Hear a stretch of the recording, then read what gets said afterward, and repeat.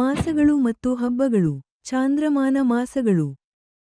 ನಕ್ಷತ್ರ ಮಂಡಲದಲ್ಲಿ ಚಂದ್ರನ ಪರಿಭ್ರಮಣೆಯನ್ನವಲಂಬಿಸಿ ಒಂದು ಸಂವತ್ಸರವನ್ನು 12 ಮಾಸಗಳನ್ನಾಗಿ ವಿಂಗಡಿಸಲಾಗುತ್ತದೆ. ಚೈತ್ರ ಮಾಸ. ಕರ್ನಾಟಕದಲ್ಲಿ ಹಿಂದೂ ಪಂಚಾಂಗದ ಪ್ರಕಾರ ಹೊಸ ವರ್ಷವು ಚೈತ್ರ ಮಾಸದ ಮೊದಲ ದಿನವಾದ ಯುಗಾದಿಯಿಂದ ಪ್ರಾರಂಭವಾಗುತ್ತದೆ. ಚೈತ್ರ ಮಾಸದಲ್ಲಿ ಚೈತ್ರ ನವರಾತ್ರಿ, ಶ್ರೀರಾಮನವಮಿ ಮತ್ತು ಹನುಮ ಜಯಂತಿ ಪ್ರಮುಖ ಹಬ್ಬಗಳು.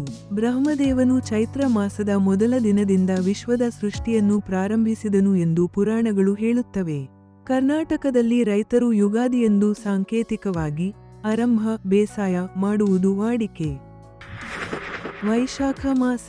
ಚೈತ್ರದ ನಂತರ ಬರುವ ಎರಡನೇ ಮಾಸವಾಗಿರುವ ವೈಶಾಖ ಮಾಸವು ವಿಷ್ಣುವಿನ ಆರಾಧನೆಗೆ ವಿಶೇಷ ಖ್ಯಾತಿ ಪಡೆದಿದೆ. ಸ್ಕಂದ ಪುರಾಣವು ವೈಶಾಖ ಮಾಸದ ಬಗ್ಗೆ ಸಾಕಷ್ಟು ವಿವರಗಳನ್ನು ಕೊಟ್ಟಿದೆ. ಈ ಮಾಸದಲ್ಲಿ ಅಕ್ಷಯ ತೃತೀಯ ಬರುವುದು. ಬಸವ ಜಯಂತಿ, ಶಿವಜಯಂತಿಗಳನ್ನು ಆಚರಿಸಲಾಗುವುದು.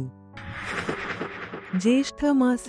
ಮೂರನೇ ತಿಂಗಳು ಅಂದರೆ ಜ್ಯೇಷ್ಠ ಮಾಸದಲ್ಲಿ ಬಿಸಿಲು ಪ್ರಖರವಾಗಿರುತ್ತದೆ.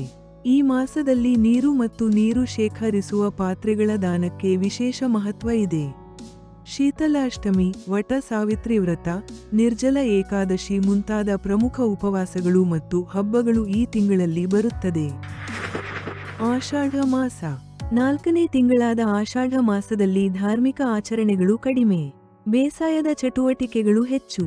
ಆಷಾಢದಲ್ಲಿ ಯೋಗಿನಿ ಏಕಾದಶಿ, ಜಗನ್ನಾಥನ ರಥಯಾತ್ರೆ, ದೇವಶಯನ ಏಕಾದಶಿ ಮುಂತಾದವು ಪ್ರಮುಖ ಧಾರ್ಮಿಕ ವಿದ್ಯಮಾನಗಳಾಗಿವೆ.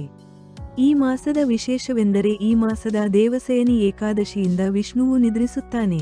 ಅಂದಿನಿಂದಲೇ ಚಾತುರ್ಮಾಸ ಆರಂಭವಾಗುತ್ತದೆ.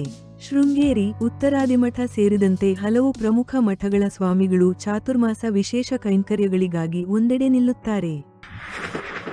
ಶ್ರಾವಣ ಮಾಸ. ಆಷಾಢದ ನಂತರ ಬರುವ ಶ್ರಾವಣ ಎಂದರೆ ಉತ್ಸಾಹದ ಮಾಸೆಂದೇ ಹೆಸರುವಾಸಿ. ಶ್ರಾವಣದಲ್ಲಿ ಸಾಲು ಸಾಲು ಹಬ್ಬಗಳಿವೆ.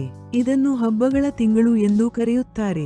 ಶ್ರಾವಣ ಸೋಮವಾರ, ಶ್ರಾವಣ ಶುಕ್ರವಾರ ಮತ್ತು ಶ್ರಾವಣ ಶನಿವಾರಗಳಂದು ಹಲವು ಮನೆತನಗಳಲ್ಲಿ ವಿಶೇಷ ಆಚರಣೆಗಳನ್ನು ನಡೆಸುವ ಪರಂಪರೆ ಬೆಳೆದು ಬಂದಿದೆ.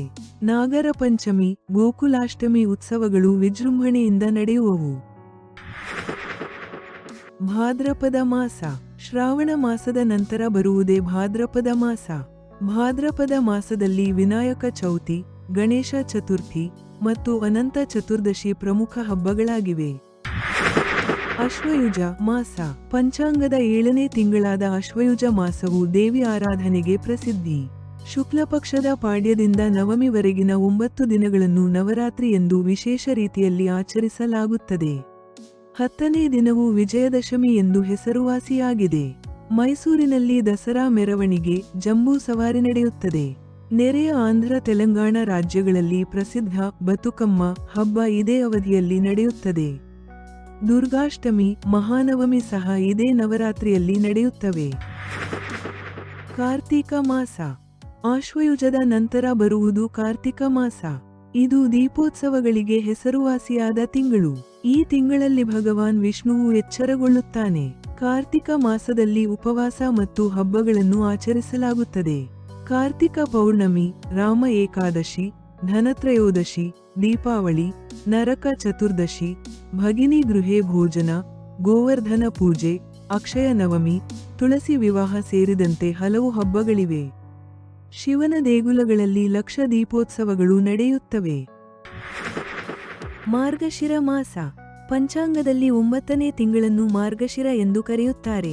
ಮೋಕ್ಷದ ಏಕಾದಶಿ ಮತ್ತು ವಿವಾಹ ಪಂಚಮಿ ಈ ಮಾಸದ ವಿಶೇಷಗಳು. ದತ್ತಾತ್ರೇಯ ಜನ್ಮದಿನ ಆಚರಣೆ, ಭಜನೆ ಕೀರ್ತನೆಗಳು ನಡೆಯುವವು. ಪುಷ್ಯ ಮಾಸ. 10ನೇ ಮಾಸವಾದ ಪುಷ್ಯ ಮಾಸವು ಚಳಿಗಾಲದ ಮೊದಲ ತಿಂಗಳು. ಮಕರ ಸಂಕ್ರಮಣ ಬರುವುದರಿಂದ ಪವಿತ್ರ ಸ್ಥಾನಗಳಲ್ಲಿ ಸ್ನಾನ ಮತ್ತಿತರ ಪೂಜೆಗಳು ನಡೆಯುತ್ತದೆ.